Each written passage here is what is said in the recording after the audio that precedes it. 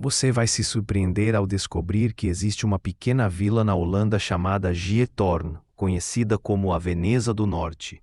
onde praticamente não existem ruas asfaltadas e os moradores se deslocam diariamente utilizando apenas barcos e pontes sobre seus mais de 90 quilômetros de canais, tornando o automóvel algo praticamente inexistente e criando uma sociedade onde o silêncio da água substitui o barulho do tráfego urbano.